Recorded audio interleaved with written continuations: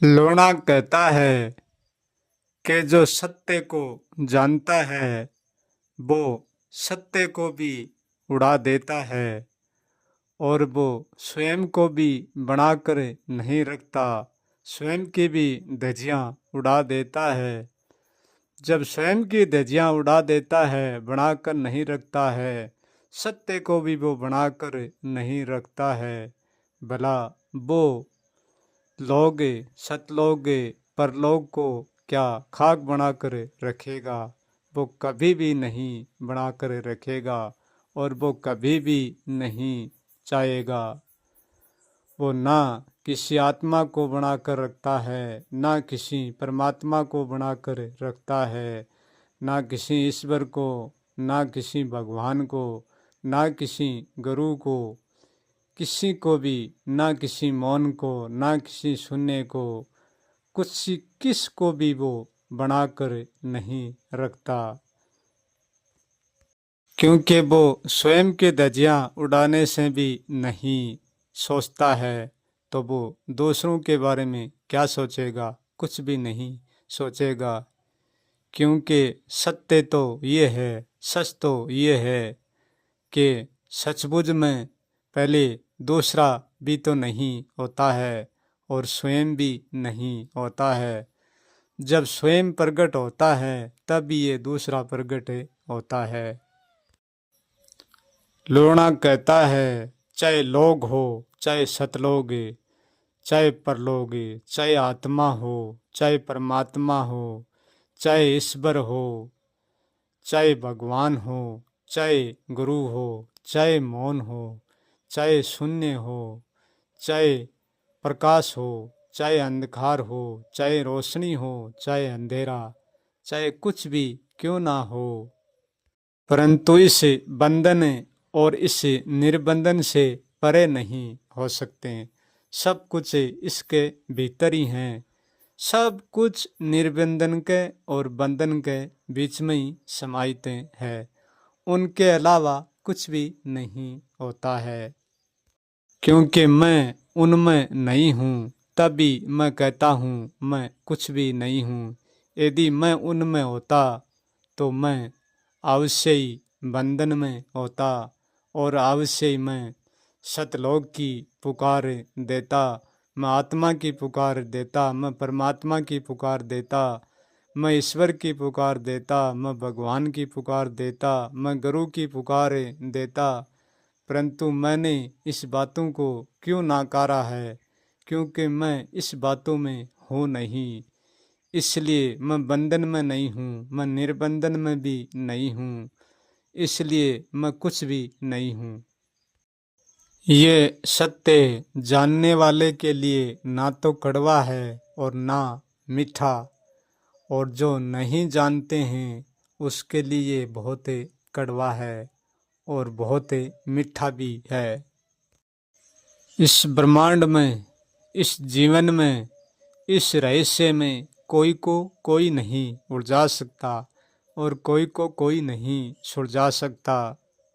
सब अपनी विचारधारा से ही उलझते हैं और अपनी विचारधारा से ही सुलझते हैं। जो व्यक्ति अपनी विचारधारा को कभी भी नहीं छोड़ता है वो कभी भी पकड़ता भी नहीं है। क्योंकि सत्य तो यही है, जो छोड़ेगा वो पकड़ेगा, जो विचारधारा को छोड़ता ही नहीं है वो कभी पकड़ता भी नहीं है, और जो पकड़ता नहीं है वो कभी छोड़ता भी नहीं है। मैं किसी की विचारधारा को ना तो मैं सही मानता हूँ और ना मैं गलत मानता हूँ। क्योंकि विचारधारा केवल विचारधारा है, उनमें सही और गलत का हम अर्थ लगाएंगे तभी उनमें अर्थ होगा।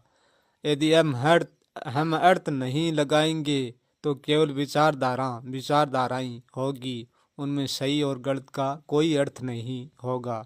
इसलिए मैं ना तो किसी की विचारधारा को गलत कहता हूँ और ना किसी विचारधारा को सही कहता हूँ। क्योंकि मैं मेरी भी विचारधारा को कभी भी सही और गलत का दर्जा नहीं देता हूँ। मैं कभी भी ये नहीं कहता हूँ कि जो मैं कहता हूँ वो सत्य है, और मैं ये भी नहीं कहता हूँ कि और कहते हैं वो असत्य है। मैं ऐसा कभी भी नहीं कहता हूँ। मैं ये कहता हूँ, चाहे विचारधारा मेरी हो चाहे किसी की हो, जब तक जिसके पास विचारधारा है, जब तक बंधन और निर्बंधन का कारण है। और विचारधारा के बिना ना तो बंधन है और ना निर्बंधन है। निर्बंधन ही विचार है और बंधन ही विचार है।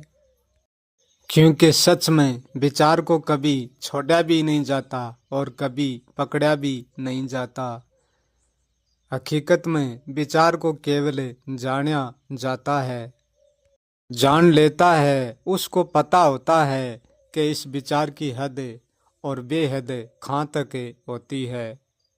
क्योंकि जो हद का पता नहीं कर पाएगा वो बेहद का भी पता नहीं कर पाएगा। पता करना कोई जानना नहीं है और जानना कोई पता नहीं है। जानना एक ऐसा रहस्य है, वो जानकर भी सदा ही अनजाना रहता है। उसमें जानने जैसा भी कुछ भी नहीं होता है। क्योंकि जानना कोई बंधन और निर्बंधन का कारण अकारण नहीं है। कहना, सुनना, मानना, ये बंधन है कारण और अकारण का।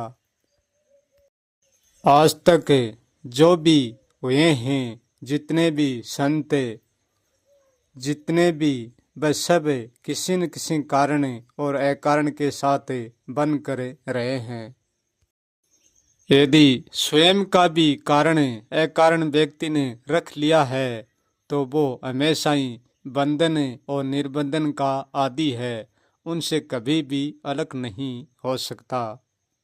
मैं जब भी अलग की बात करता हूँ तो अलग होने का अर्थ ये है कि कुछ भी नहीं होना ही अलग होना है। लोना कहता है, जो व्यक्ति शरीर का त्याग कर देता है वो निर्बंधन में प्रवेश कर जाता है, और जो निर्बंधन का त्याग कर देता है वो बंधन में प्रवेश कर जाता है। जो निर्बंधन में प्रवेश कर जाता है उस व्यक्ति पर बंधन का कोई जोर नहीं चलता है। क्योंकि उस व्यक्ति को बंधन कभी भी ढूंढ नहीं सकता। उसको ढूंढने वाला निर्बंधन ही होता है। वो निर्बंधन में प्रवेश करता है, इसलिए उसको निर्बंधन ही ढूंढ सकता है। जो निर्बंधन को जानता है वो सारे संसार के व्यक्तियों को ढूंढ लेता है। आज तक जितना ही व्यक्ति बंधन में आकर निर्बंधन ही उनको सब व्यक्तियों को जान लेता है, सबको ढूंढ लेता है। उनसे कोई भी व्यक्ति नहीं छुप सकता। और पूरे निर्बंधन का जानने का उपाय बंधन ही है। बंधन के द्वारा ही निर्बंधन को पूरा जाना जाता है। जो भी बंधन और निर्बंधन के आधार पर हम जो भी जानते हैं, मैं उसी जानने की बात नहीं करता हूँ कभी। उस जानने की बात करता हूँ जो उसमें बंधन और निर्बंधन का कभी भी काम नहीं पड़ता है। क्योंकि बंधन और निर्बंधन का जानना भी एक जानना ही होता है। वो मानना भी होता है, वो पहचानना भी होता है, वो समझना भी होता है। मैं जिस जानने की बात कहता हूँ हर बार, वो जानना उनमें नहीं है, वो कुछ भी नहीं होता है। मेरा जानना अजानना होता है। जीवन का व्यक्ति कभी भी रुकता नहीं है। वो बंधन में होता है तभी वो सब कुछ करता है, और वो निर्बंधन में हो जाता है तभी वो सब कुछ करता है। कोई भी ऐसा मत समझो कि निर्बंधन हो जाता है तब वो कुछ भी नहीं करता है, परंतु जो निर्बंधन हो जाता है उनका तरीका करने का कुछ और होता है। जो बंधन में है उनका करने का तरीका कुछ और होता है। दोनों का तरीका करने का अलग अलग होते हैं।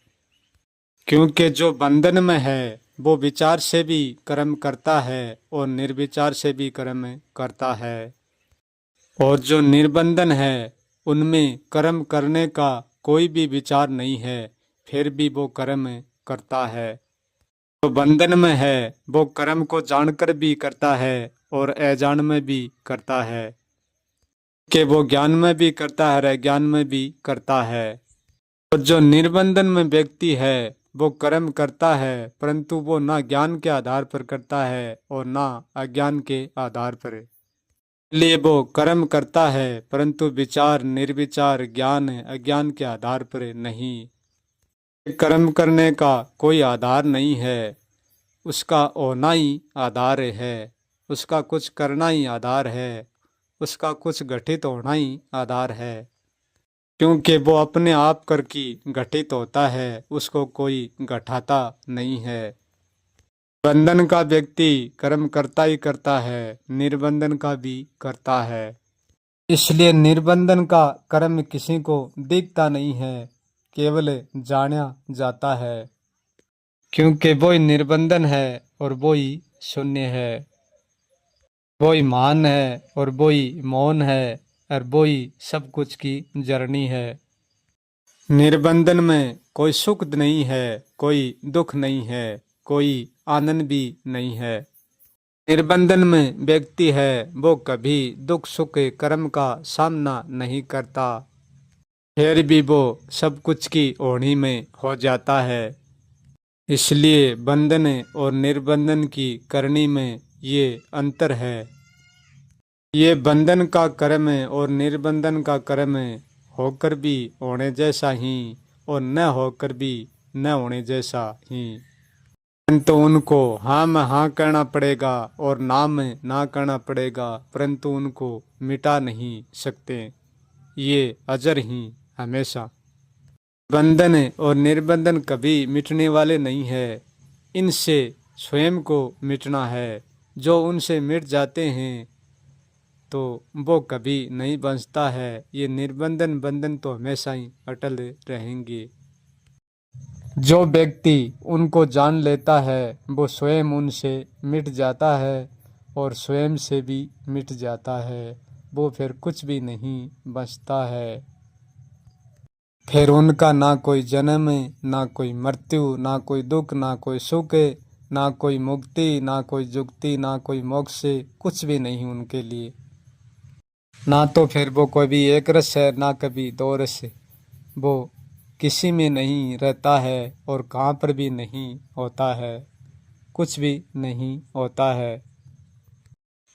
कोई ऐसा मत समझे कि मैं जब तक बंधन में हूँ जब तक कि मुझे कर्म करने पड़ते हैं, जिस दिन मैं निर्बंधन में हो जाऊँगा तब मुझे कर्म नहीं करना पड़ेगा।